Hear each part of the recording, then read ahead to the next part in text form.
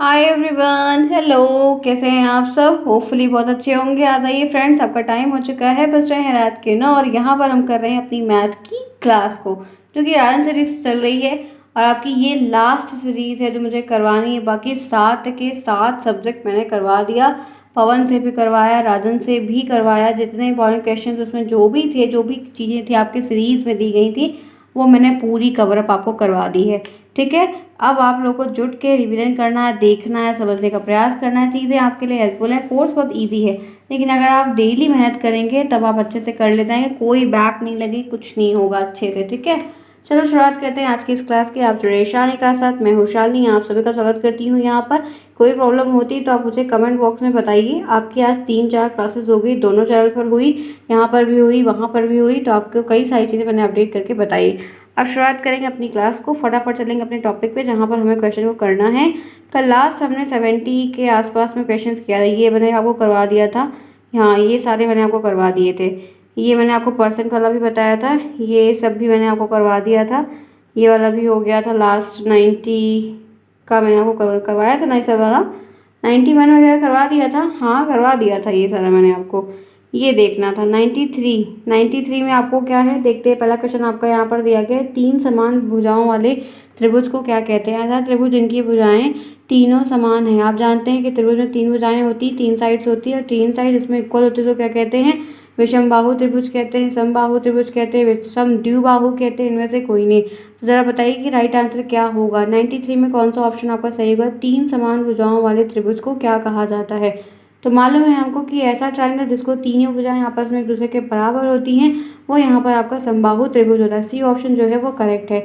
आगे बढ़ते हैं, इसी के साथ देखते हैं नेक्स्ट 94। ठीक है, आयत का परिमाप होता है। आपको पैरामीटर ऑफ रेक्टेंगल का सूत्र पता है, एरिया, आपको area of circle, area of triangle, rectangle, इन सभी के सूत्र पढ़ने होंगे। मैंने आपको शॉर्ट वीडियोस भी दिया है। मैंने आपको कई तरह के वीडियोस हर जगह प्रोवाइड करने का प्रयास किया कि चीज़ें आपको दी जाएँ और आप पढ़ें और रिवीजन करें।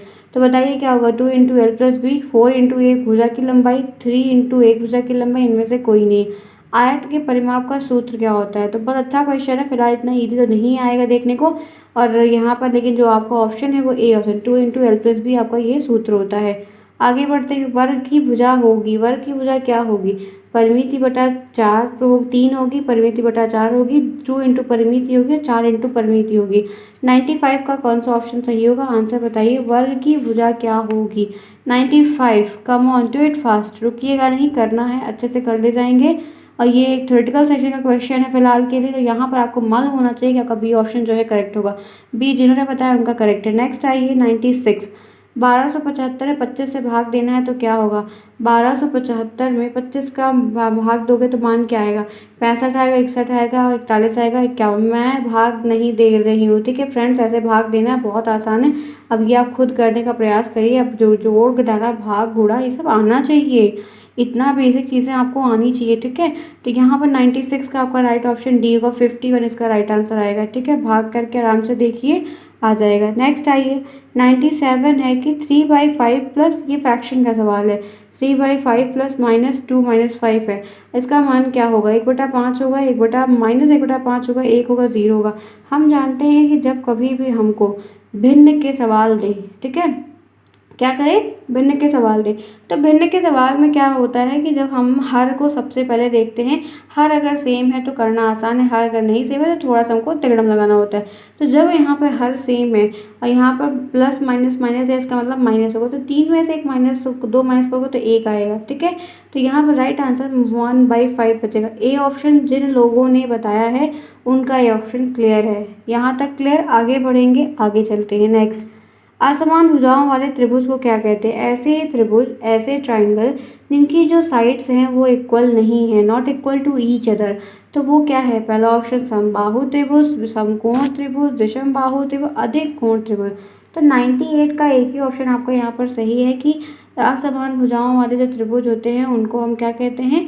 उनको हम यहाँ पर 98 में आपका ये वाला ऑप्शन होगा, विषमबाहु त्रिभुज। ठीक है, इनकी भुजाएं आपस में बराबर एक दूसरे से नहीं होती हैं। आगे चलिए, समद्विबाहु समकोण त्रिभुज में प्रत्येक कोण क्या होता है? 90 डिग्री का होता है, 90 से कम होता है, 90 से अधिक होता है, 180 का होता है। समद्विबाहु समकोण त्रिभुज में प्रत्येक कोण का मान क्या होता है। अच्छा क्वेश्चन है, आंसर बताइए फटाफट सभी लोग बताइए। आज लाइव टेस्ट हुआ था, मज़ा आया था ना आप लोगों को? आई होप सो बढ़िया रहा होगा। हमने 30 प्रश्न किया था और वे क्लासेस वाइज शालिनी पे सुबह 10 बजे। जो भी लोग नहीं देखे होंगे वो देखें। और मैं आपकी क्लासेस का टाइम 10 बजे करने का सोच रही हूँ कि जो दोपहर 12 बजे होती है उसको 10 बजे करूँ। अभी नहीं किया है, जैसा भी हम बताएंगे टेलीग्राम पर फिलहाल के लिए, ठीक है। चलिए बताइए 99 का क्या होगा। तो 99 का हम जानते हैं कि 90 डिग्री से कम होता है, ठीक है। ध्यान रखना, समकोण समद्विबाहु कोण त्रिभुज का प्रत्येक मान जो होता है कोण का वो 90 डिग्री 90 अंश से कम होता है। आगे चलिए इसी के साथ देखते हैं 100वां प्रश्न क्या दिया है। आयत का प्रत्येक कोण होता है, रेक्टेंगल का प्रत्येक कोण होता है 90 डिग्री का, और 60 और 45 180। बहुत अच्छा क्वेश्चन है, एकदम आसान है। बताइए रेक्टेंगल का जो ईच कोण होता है, रेक्टेंगल के प्रत्येक कोण का मान क्या होता है। आंसर करिए कि कौन सा ऑप्शन आपका सही होगा। फटाफट बताइए सभी लोग, each and everyone. Come on friends, do it fast. 90 paper अच्छा आ जाए, बस गॉड से यही प्रे करिए। तो यहाँ पर आपका जो होगा वो ए ऑप्शन है। प्रत्येक कोण जो होता है वो 90 अंश का होता है। कितने अंश का होता है? 90 अंश का होता है। आगे बढ़ते इसी के साथ 101। वर्ग की प्रत्येक भुजा होती है, वर्ग की जो प्रत्येक भुजाएं होती हैं वो क्या होती है? समान, असमान, बराबर और इनमें से कोई नहीं। स्क्वायर की प्रत्येक भुजा आपस में एक दूसरे के क्या होती है बताइए। 101, 101, जल्दी जल्दी। तो यहाँ पर हमको मालूम है कि जो स्क्वायर होता है उसकी जो भुजाएं होती हैं वो क्या होती हैं? बराबर होती हैं, वो एक दूसरे के इक्वल होती हैं। नेक्स्ट आइए 102। अर्धवृत्त में बना कोण होता है, थोड़ा सा कम दिख रहा है, मैं ऑप्शन बताती हूँ। अर्धवृत्त यानी कि सेमी सर्किल। तो सेमी सर्किल में बना जो कोण होता है वो समकोण होता है, न्यून कोण होता है, अधिक कोण होता है, बृहद कोण होता है। 102 का कौन सा ऑप्शन सही होगा? अर्धवृत्त में बना कोण होता है। तो अर्धवृत्त में जो कोण बना होता है वो क्या होता है बताइए। आंसर आंसर फटाफट। 102 का क्या होगा? तो 102 का आपका एक ही ऑप्शन यहाँ पर सही होगा, वो क्या है? अर्धवृत्त में, किसी भी अर्धवृत्त में बना जो कोण होता है वो समकोण होता है 90 डिग्री का, ठीक है। ध्यान रखना समकोण होता है। आगे चलिए नेक्स्ट। रोमन अंक में किस संकेत की पुनरावृत्ति नहीं होता? इसमें कोई एक ऐसा संकेत है जिसकी पुनरावृत्ति नहीं होती। यहाँ पर एक्स दिया है, यहाँ पर आपको आई दिया है, यहाँ पे आपको सी दिया है, यहाँ पे आपको एल दिया है। रोमन अंकों में ऐसा कोई नंबर है जिसको रिपीट नहीं करते, जिसकी पुनरावृत्ति हम रोमन नंबर लिखते समय रिपीट नहीं करते हैं। बताइए 103 का क्या होगा। तो यहाँ पर एक ही ऑप्शन सही है, आप सभी को भी पता होगा, आई होप सो, एल होगा, ठीक है। एल जो होता है वो रिपीट नहीं होता है। आगे बढ़िए नेक्स्ट। 104 देखिए, संख्या दिया है यहाँ पर, आपको इसमें क्या बताना है। अच्छा ये अच्छा फ्रेंड्स देखो, ये सारे 22 के प्रश्न हैं। ये 22 में बढ़िया अच्छा नंबर लेके आया, 22 में मिला है। फिर उसके बाद फिर देखो फिर 22 का, ये सारे प्रश्न 22 के चल रहे हैं, चलो अच्छा है। तो यहाँ पर आपको क्या दिया है? स्थानीय मान का बताना। अच्छा 5 और 6 का स्थानीय मान बताएं। संख्या आपको दी गई है, इस संख्या में आपको 5 और 6 का स्थानीय मान का गुणनफल होना है, यानी कि 5 का स्थानीय मान 6 का स्थानीय मान जो है उसको गुणा करके बताना। तो 5 का स्थानीय मान कितना है? 500 है, ठीक है। और 6 का स्थानीय मान कितना है? 60। तो 500 और जिसको गुणा करोगे 500 में 60 से गुणा करो तो क्या आएगा? 5 6 पंचे 30 होता है, 2 और ये 3 और 1 4, ये आपका आएगा, ठीक है। आपका 30,000 आएगा, ठीक है। ध्यान रखना 104 में आपका सी ऑप्शन सही होगा। कोई प्रॉब्लम? एनीवन? No problem. चलो वेरी नाइस। फिर दिया है 0.5 का 50% कितना होगा? बहुत बार बताया फ्रेंड्स, इस तरह के सवाल आपको बताए हैं। तो 0.20 होगा, 0.002 होगा, 2.0 होगा और 0.02 होगा। अच्छा तो फ्रेंड्स यहाँ पर ये आप लोग परसेंट निकालने को मैंने कई बार आपको बताया है, बहुत बार आपको सॉल्व करवाया है। इसे कुछ नहीं करना, आपको परसेंट को गायब करना है, ठीक है। यहाँ से आपको जो डेसिमल पॉइंट है उसको गायब करना है और आपको जो है बढ़िया से आराम से गुणा करके काट देना, आपका आंसर निकल जाएगा, ठीक है। और जब आप इसको सॉल्व करेंगे तो मैं यहाँ पर बता देती हूँ, आपका बी ऑप्शन सही होगा। ये आपको आना चाहिए क्योंकि मैं प्रतिशत के सवाल आपको कई बार लगवाई हूँ, लेकिन अभी एक दिन मैं और आपको प्रतिशत लगवाऊंगी, थोड़ा क्वेश्चन को छांट के थे। हाँ नेक्स्ट आइए, ये अलजेब्रा के क्वेश्चंस हैं, ये भी 22 से पूछे गए, आप देख सकते हैं। 22 का प्रश्न पूछा जा रहा है, कहा जा रहा है कि यदि x माइनस 2 बराबर 1 है तो x 3x square plus 5x का मान क्या होगा।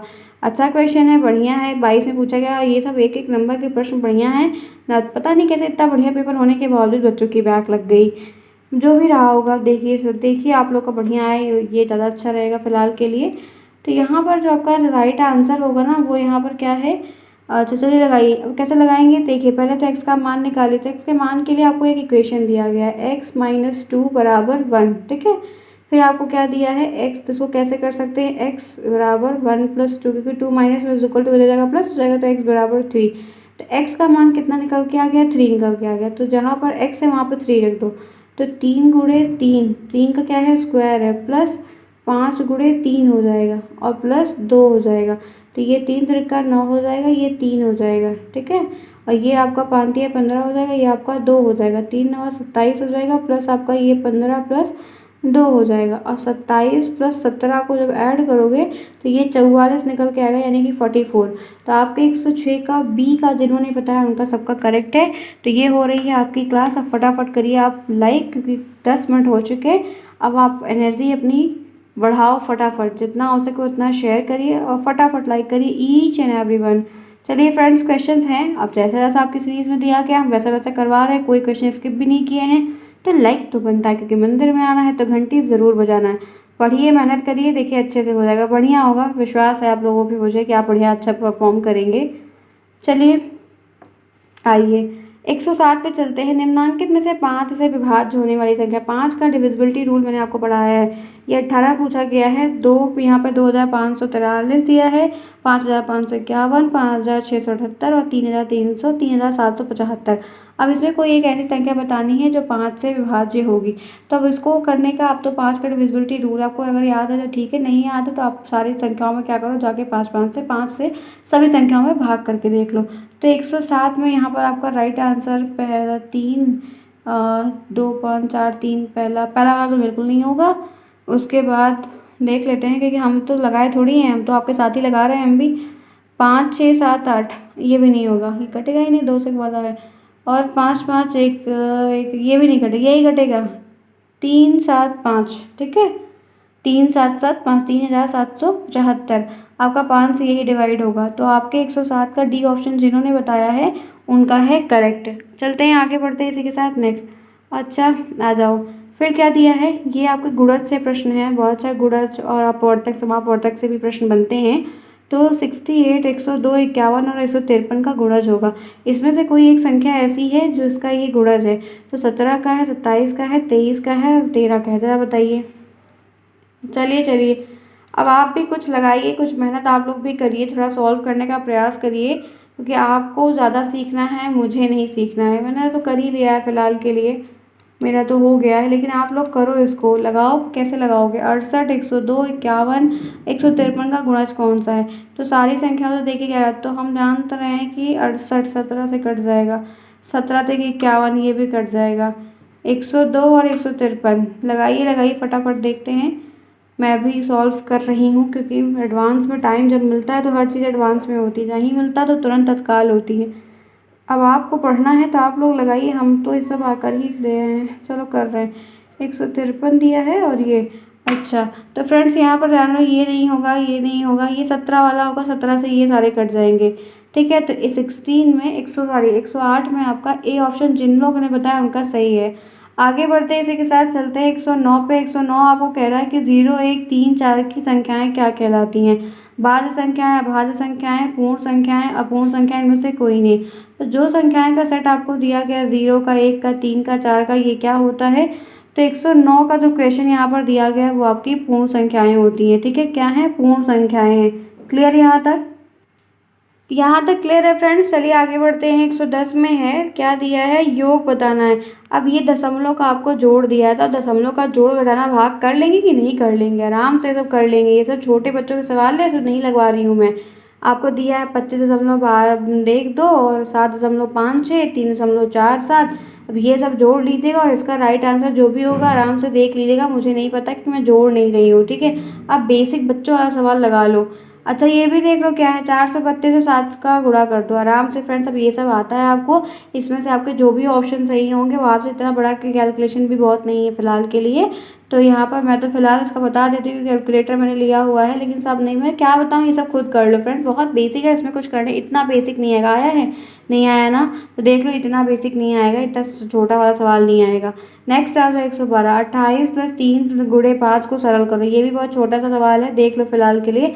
28 + 3 गुणे 5 हो तो इसको जोड़ दो आराम से, और उसके बाद 5 से इसमें क्या कर दो, गुणा कर दो। तो 112 का आपका राइट आंसर यहाँ पर क्या आएगा, आपको इसको जोड़ोगे और ये फिर उसके बाद 5 से गुणा करोगे, तो ये आपका जो है यहाँ पर 155 आएगा। ठीक है, सी ऑप्शन आपका करेक्ट होगा, 112 में सी। नेक्स्ट आइए 113 में, फ्रैक्शन का सवाल मैं इसलिए लगवाती हूँ क्योंकि फ्रैक्शन आपके सिलेबस में दिया, अगर आता है फ्रैक्शन वाला तो यहाँ पर देख लो बहुत आसान, एकदम सेम तरीके से हर की वैल्यू डिनोमिनेटर सेम दिया है, ऊपर वाले को हमको देखना है। तो यहाँ पर 8 है, यहाँ पर ये है, प्लस माइनस माइनस होता है, 8 में से 4 जाएगा तो 4 बचेगा, 4/9 इसका राइट आंसर यहाँ पर आएगा, कुछ करना ही नहीं है। ठीक है, तो 113 में भी आपका ए ऑप्शन सही होगा। आगे बढ़ते हैं इसी के साथ 18 तो 14 देखते हैं। दिया है 18% को भिन्न रूप में बदलो, बहुत बढ़िया। 100 से भाग दे दो, कुछ नहीं है, 1000 बार बताया आप लोगों को कि जब भी प्रतिशत से आपको भिन्न में बदलना 100 से भाग दे दो। तो 18/100 कर दो, ठीक है, और 2 से काट दो, 2 9 18 और 50 बार में कट जाएगा। 9/50 कहाँ है, ये है, ये देखो डी वाला, खटाखट डन है। लगाओगे फ्रेंड्स तो आएगा, नहीं करोगे तो नहीं आएगा। ये सही है, बिना लगाए बिना परिश्रम के फल नहीं मिलता। ये देखो 2015 में पूछा गया, ये बहुत बार आता है, ये 19 में आया प्रश्न है। दो संख्याओं का मासा आपको 45 दिया है, लासा उसका 500 दिया है, एक संख्या उसमें 150, दूसरी संख्या बतानी है। तो आपको मालूम है इसका सूत्र है, सूत्र मैं बता देती हूँ, यहाँ पर ध्यान रखना कि क्या होता है। आपको पता है कि LCM गुणे HCF मालूम है ना, बराबर पहला नंबर इंटू दूसरा नंबर।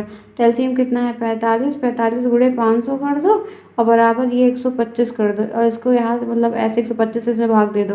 तो ये आप सॉल्व कर लेना, सॉल्व करोगे तो यहाँ पर आपका जो राइट आंसर, मैं फटाफट अपने पास से कैलकुलेटर लेके बैठी हूँ फिलहाल के लिए, आप लोग कॉपी में करो क्योंकि हमें नहीं देना एग्ज़ाम, जल्दी जल्दी आपको करवा दे चाहिए ताकि रिवीजन हो जाए, नहीं तो आप कहो कि मैम बहुत लेट में मैथ का रिवीजन हुआ। तो यहाँ पर मालूम है 180 आ रहा है, आपको कितना आ रहा है, 180 मेरा आ रहा है, तो यहाँ पे आपका डी ऑप्शन होगा। ठीक है, तो ये आपके यहाँ पर है। उसके बाद देखते हैं 16 दिया है, अभाज्य संख्या है, कौन सी संख्या जो अभाज्य है, 8 है, 6 है, 2 है, 9 है। तो अभाज्य संख्याएं आपको बतानी है, बहुत अच्छा प्रश्न है। तो ये तो चुटकियों में आप आराम से कर सकते हैं, कोई गलती नहीं करेगा।